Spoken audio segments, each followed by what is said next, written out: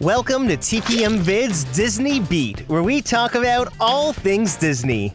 If you're new to the channel and like what you see, hit that subscribe button and click the bell icon to be notified when we upload a new video. You can also find us on all your favorite social media platforms. There is no shortage of mysteries and myths across Walt Disney World. Tons of stories have been passed around, from hidden sinkholes to abandoned show buildings, and famous quotes Walt Disney never actually said. These legends have kind of taken on lives of their own, but how much of what you've heard is actually true?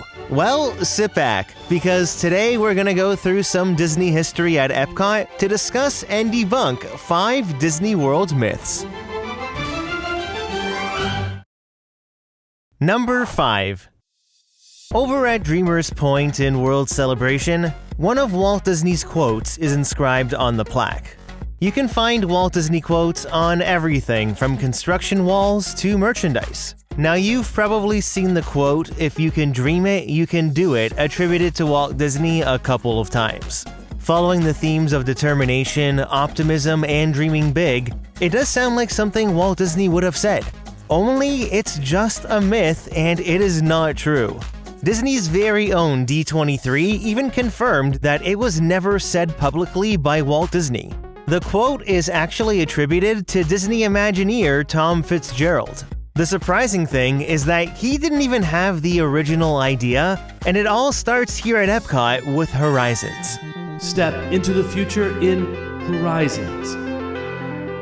Step into the future today. In 1981, Tom Fitzgerald made his way into the show design department of WED Enterprises. He was asked to help write the script for the General Electric Pavilion, which then went on to become Horizons.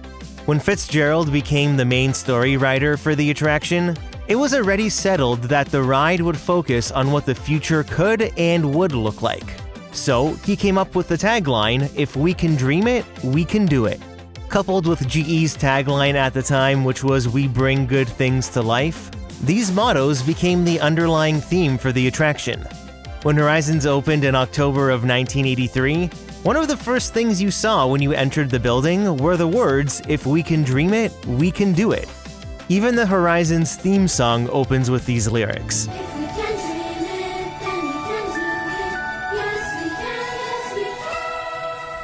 Now, this does say, "If we can dream it, we can do it," and not "if you can dream it, you can do it." Essentially, they are two different phrases with the same idea, but it turns out Tom Fitzgerald got inspiration for his quote from GE. Back in 1981, a copywriter named Sherilyn Silverstein was working for an agency tasked with a GE engineering recruitment campaign. The idea was to inspire new engineering graduates to come and work for GE. So Silverstein came up with the tagline, "If you can dream it, you can do it." Many magazine ads used the quote as their header, and in later publications, they even used it as GE's tagline. Since Tom Fitzgerald and the team of Imagineers were collaborating with General Electric, one of those ads came across their desk. This GE tagline fit with what they were trying to convey in Horizons, so Fitzgerald adapted Silverstein's motto into "If we can dream it, we can do it." It seems like the first time the Walt Disney Company used "If you can dream it, you can do it" as a Walt Disney quote was in 2007 when they released the Science of Imagineering DVD series. I'm not sure how this got approved, but it did. So if you ever see this quote, just remember that it wouldn't exist in the context of the Walt Disney Company if it wasn't for Sherilyn Silverstein, Tom Fitzgerald, and Horizons, not Walt Disney. Number 4.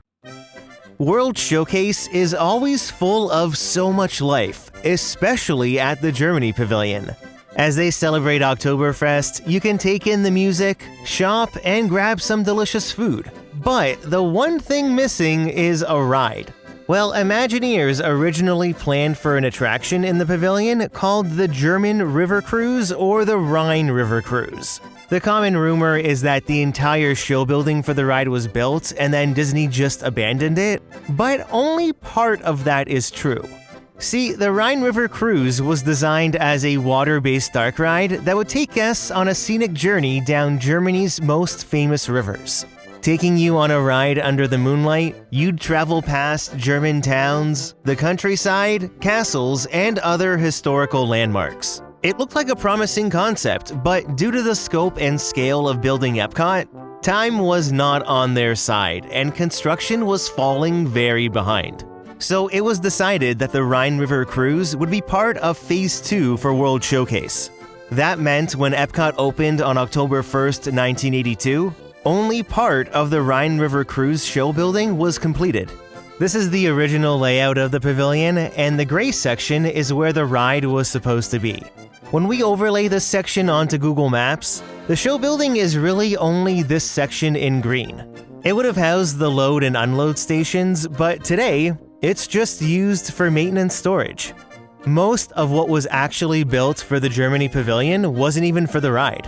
The other side of the building is just the beer garden restaurant and some back-of-house facilities.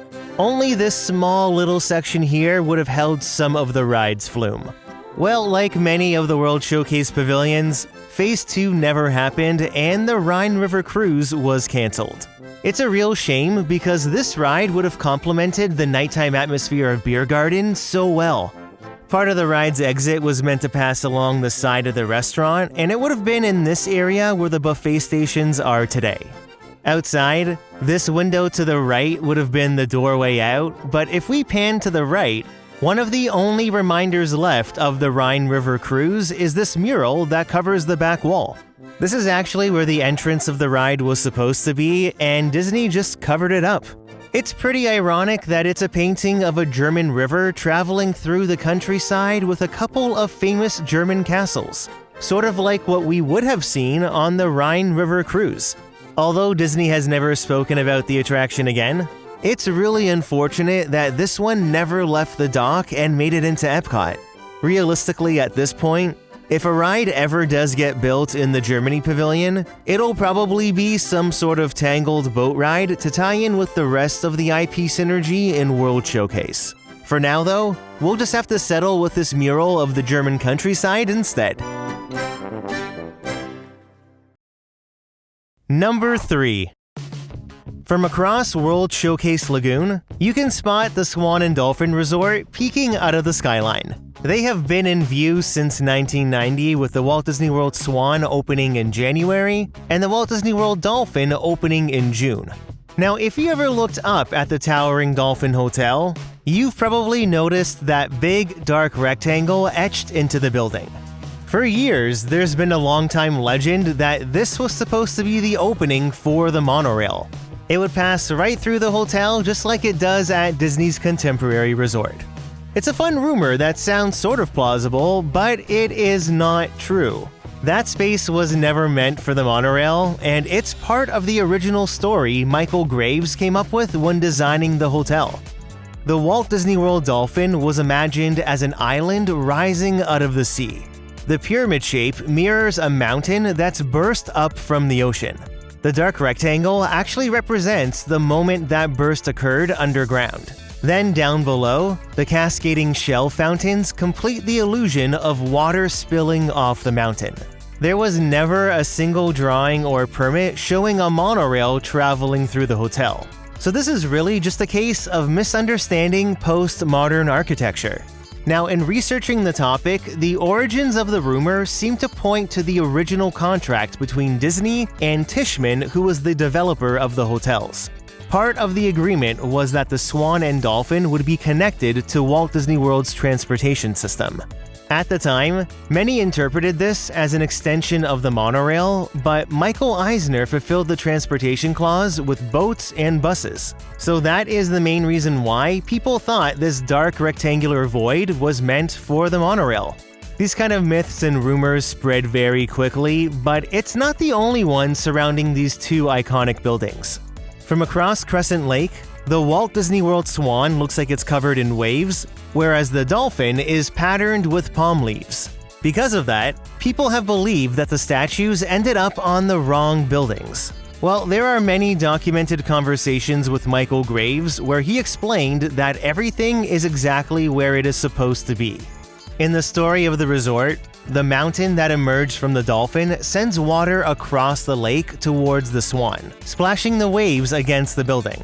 At this moment, 2 swans that were flying overhead were so amazed at the sight of these waves that they perched themselves on top to get a better look. And the story with the dolphins is that when the mountain emerged from the ocean, 2 mythical dolphins leaped into the air at the exact same moment. It's a lot of abstract symbolism, but it's fascinating how much thought went into this resort. So next time you see the iconic swan and dolphin landmarks, just remember that everything you see was always part of the plan. Number 2. We talked about Horizons earlier, but have you ever heard the rumor that the ride had to close because there was a sinkhole under it? It's another one of those stories that's been floating around for years. See, when Horizons permanently closed in early 1999, it was a pretty sudden decision. Although the ride was popular with Epcot fans, Horizons just wasn't drawing the crowds it used to. Plus, there were many other reasons to justify the closure. In 1993, the ride had lost its corporate sponsor, and as the years went on, its technology was becoming outdated. It needed a massive refurbishment, and when it was decided that Horizons was not coming back, by mid-2000, the entire building was demolished. There were rumors of structural issues, and this is what sparked that mysterious sinkhole theory. Fans thought that if the building wasn't in good shape and these rumors were true, Disney had no choice but to demo it for safety reasons. Now, sure, Florida is prone to sudden sinkholes, so the theory sounded believable, but here's the truth. There was never a confirmed sinkhole under Horizons. If there had been, Disney would have never built Mission Space in the exact same spot just a few years later. Where I think a lot of the confusion comes from is that Epcot actually has a real sinkhole. It's just not where most people think it would be. Back during Epcot's construction in the late 70s, Imagineers discovered a massive sinkhole right in the middle of the park. It sits right between World Discovery and World Showcase near the Odyssey, and today, it's under this pond right in front. They actually ended up discovering the sinkhole while they were drilling concrete footings for the monorail supports. Late Imagineer and Disney legend Marty Sklar said that the sinkhole was so enormous and so deep that every steel piling they tried to drive into the ground simply disappeared. The earth was literally swallowing their construction equipment, and it would go on to explain why some of the construction trucks started sinking. Construction crews and Imagineers tried everything they could, but nothing would stabilize the ground. They soon realized that no large, heavy buildings could be built on top of this parcel of land, so they needed to shift their plans. The Odyssey was pushed back to more stable soil, and huge steel plates were layered across the top of the sinkhole to stabilize the ground. It was strong enough to withhold supports for the pedestrian bridge, and then they turned that unstable section into this beautiful pond.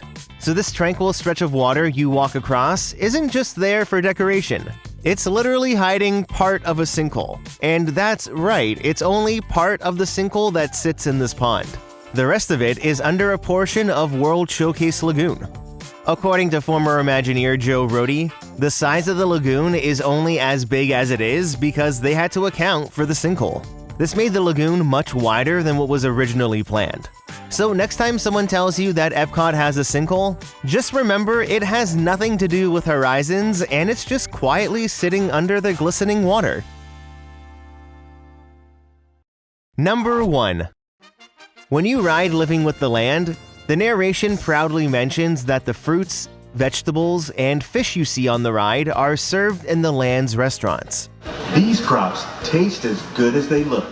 In fact, we serve more than 15 tons of produce from our greenhouses in restaurants here at the land every year. And Disney really reinforces this idea. The Garden Grill page says that many of the veggies served are grown in the greenhouses, and even the page for Sunshine Seasons mentions the goodness of the greenhouses in the Land Pavilion. Even the official Living with the Land attraction description says that you can enjoy a meal at those restaurants, both of which serve fresh produce and seafood grown right here. Now, it is true that the Land Pavilion is a real working greenhouse, and everything you see growing there is authentic. But it's easy to take those quotes and assume that produce in the land's restaurants are supplied entirely by the greenhouse, because they definitely are not. Every year, the greenhouses produce 30 to 40 tons of produce and 5,000 pounds of fish to supply the restaurants around Walt Disney World. It seems like a lot, but this scale can't even match the demand for the food at Epcot alone. It only equates to about 1% of Walt Disney World's food needs being met. Epcot serves thousands of meals an hour, which is far more than these greenhouses could ever supply. Instead, the greenhouse harvests are used selectively as supplements, garnishes, or limited specialties over at Garden Grill and Sunshine Seasons in the Land, the Coral Reef Restaurant at the Seas, as well as the France and Canada pavilions. Living with the Land demonstrates a genuine farm-to-table concept, just on a much smaller scale than what Disney might make you think. A fun fact is that the greenhouse is also a zero-waste facility, so any unsuitable produce is used for animal enrichment over at Animal Kingdom.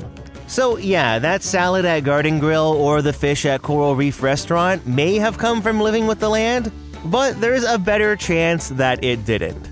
The real purpose of the greenhouse is designed for research and to inspire and teach guests about sustainable hydroponic farming systems. So what is your favorite Disney myth, either from Epcot or just any Disney theme park? I'd love to know. Leave a comment down below to start a conversation, and don't forget to hit that like button if you enjoyed the video.